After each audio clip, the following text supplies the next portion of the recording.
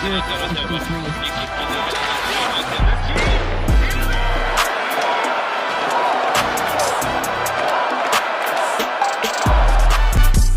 and welcome to this bonus episode of the Gazette's Hockey Inside Out show. I'm Stu Cowan of the Gazette, and I'm joined by my regular partners here, former Canadiens teammates and 1986 Stanley Cup champs, Rick Green and Chris Nilan. Defenseman Arber Xhekaj was a healthy scratch for all 5 games of the Eastern Conference Final against the Carolina Hurricanes, and the 25-year-old can become a restricted free agent on July 1st. Knuckles, I know you might be captain of the Arber Xhekaj fan club. Do you think he's back with the Canadiens next season? Who knows? You know, when he's in the lineup, who knows if he's going to play?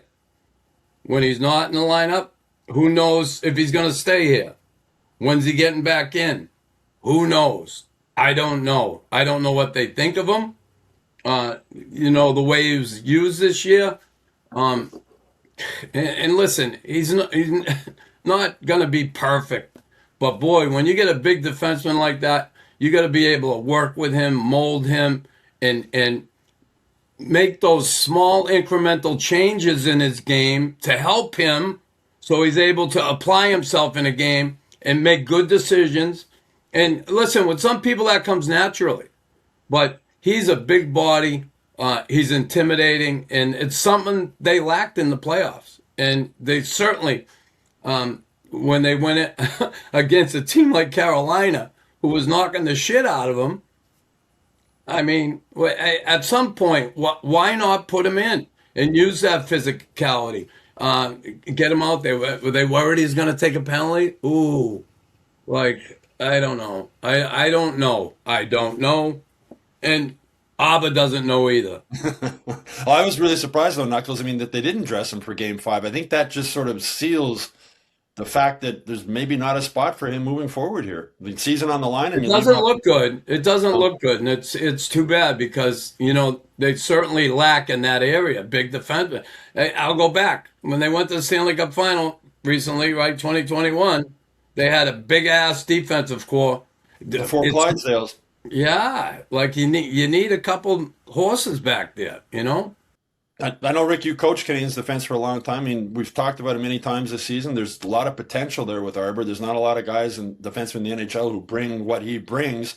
What do you think? Did they bring him back? Or imagine there'll be a lot of interest from other teams if the Canadiens want to move him. Well, one thing will never change. If the coach doesn't like you and doesn't have the confidence in playing you, your time is running out. And it seems that, judging from what we've seen, for most of the year and the playoffs, he doesn't have enough confidence. Martin St. Louis doesn't have enough confidence to put him in the lineup and use him regularly. And, you know, Arber Xhekaj has to look after his best interests. He's going to get his qualifying offer. He doesn't want to be in a situation, I'm quite sure, he loves it in Montreal, but he doesn't want to end up sitting on the bench watching everybody else play and logging his 6 or 7 minutes, because that's not going to help him become a better player. And if that is the case, and I'm sure there's going to be some conversations on what the future is and what they think they can get from him, it's going to be an interesting call. Get him signed, and if he doesn't perform and get a chance to play some serious minutes and continue to progress, then unfortunately, as much as I like him, also, they're going to have to move him along and see if they can get something back for him, because he wants to play. He doesn't want to sit. And in all fairness to him, it's not the right way to handle a young guy. But if that's what it is, look after your best interest and you make the decision. Yeah, as much as he loves playing in Montreal, Knuckles, and he's always said it, I mean, at this point, I think the best thing for his career personally would be to move on. You wonder also maybe if there's an offer sheet out there from another team. Yeah, who knows? Like, a lot of teams are looking for big, tough defensemen. There's always room for them. And listen, it's not quite the same situation, but, you know, I look at Alex Galchenyuk, right? How many chances did he get in this league? So, there was always a GM that, we can use him. We can fix him. We can do this. We can do that. So I'm sure there's plenty of people out there interested in trying to acquire a guy like that, and also understand that maybe he needs to be worked with and make some progress so he can become not just a 5'6" D-man, but a 5'6" D-man that can kill penalties.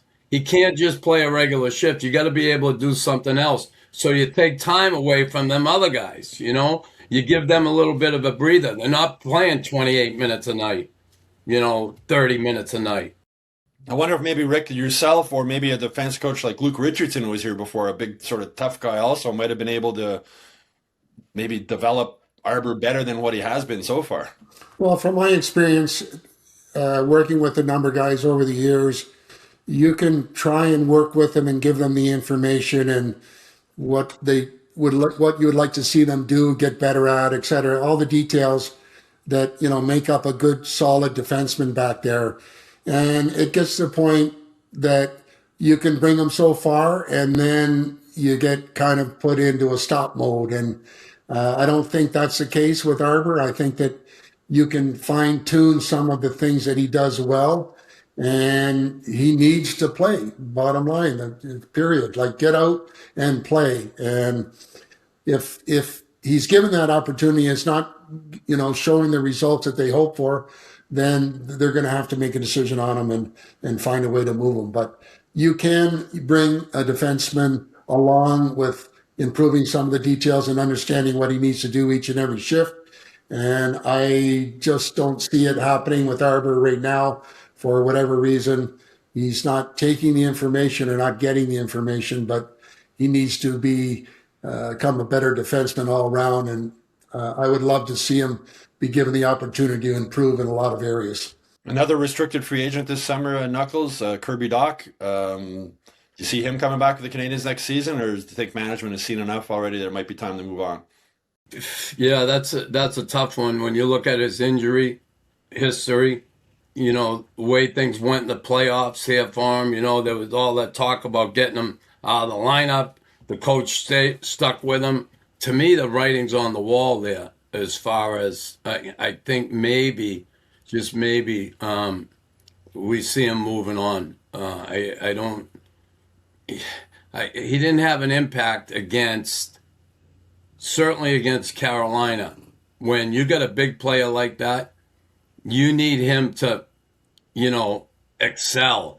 You need him to battle. And I didn't see a lot of that, unfortunately, for him and the team in the playoffs. Well, they brought him in here, Rick, to be that second-line center behind Suzuki. And in the playoffs, it was Jake Evans was the second-line center, and Kirby Dach was on the fourth line. So you have to think that they're probably going to move on from him this summer. What do you think? I think it would be the right move. I mean, he's teased us a little bit. He's given us some, there he is. He's finally arrived.